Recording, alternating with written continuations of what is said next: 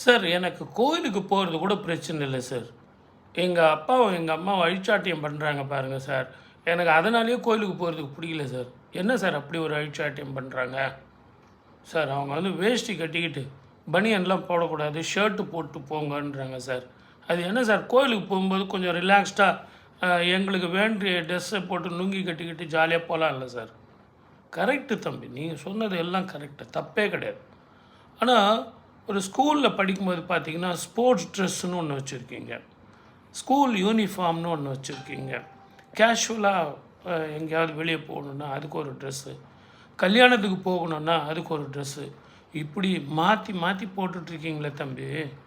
கோயிலுக்கு போகும்போது அதுக்குன்னு ஒரு ட்ரெஸ் வச்சுருக்காங்க, வேஷ்டி கட்டி ஒரு ஷர்ட்டை போட்டு, அதுவும் கட்டமாக போட்ட ஷர்ட்டெல்லாம் இல்லாமல் நிர்மலமான ஒரு நிறத்தில் அருமையான ஷர்ட்டை போட்டுக்கிட்டு தலைவாரி நெத்தியில் ஒரு குங்குமமோ விபூதியோ வச்சு போனால் உங்களுக்காக சொல்லலை சார். அவங்க கோயிலுக்கு வர்றவங்களுடைய அடுத்தவங்களுக்கு மனச்சிதைவு வரக்கூடாது, உங்களை பார்த்து அவங்களுக்கு மன கஷ்டம் வந்துடக்கூடாது.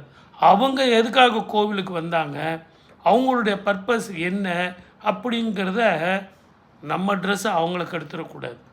அதனால தான் சார் அப்பா அம்மா சொன்னாங்க, தயவு செஞ்சு நெகட்டிவாகவே யோசிக்காதீங்க, கொஞ்சம் பாசிட்டிவாக யோசிங்க. ஸ்கூல் போகும்போது அவ்வளோ ட்ரெஸ் போடுறீங்க, வெளியே போகும்போது அவ்வளோ ட்ரெஸ் பண்ணுறீங்க, ஆனால் கோயிலுக்கு மாத்திரம் நான் லுங்கி கட்டிக்கிட்டு தான் போவேன், பனியன் தான் போடுவேன்னா, கோயிலுக்கு போகும்போது ஒரு ட்ரெஸ் கோடு இருக்குது. அது எதற்காக சொன்னாங்க? முதல்ல கந்தையானாலும் கசக்கி கட்டு, கூழானாலும் குளித்து குடி அப்படின்னு பெரியவங்க சொன்னாங்க. அந்த மாதிரி ஆடையை நல்ல கசக்கி நல்ல ஒரு வேஷ்டி கட்டி அந்த வேஷ்டிக்கு மேலே ஒரு ஷர்ட் ஒன்று போட்டு ஜம்முன்னு போய் பாருங்கள், உங்களுக்கே மனசு லேசாக இருக்கும், உங்கள் மனசில் வந்து அலைப்பாயாது, ஒரு தெளிவான முடிவு இருக்கும்.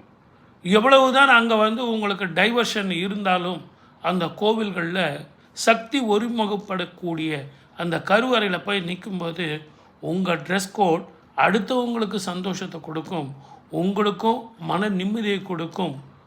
மறைமுகமான எண்ணங்கள் எல்லாம் உங்கள் மனசை விட்டு போயிடும், நிர்மால்யமாக இருப்பீங்க, நிம்மதியாக இருப்பீங்க. இதுக்கு தான் சார் அவங்க சொன்னாங்க.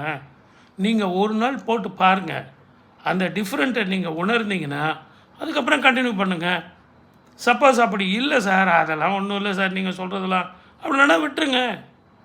ஏன்னா அனுபவம் தானே சார் சாஸ்திரம். ஷேர் பண்ணுங்கள், சப்ஸ்கிரைப் பண்ணுங்கள், நிறைய பேசுவோம்.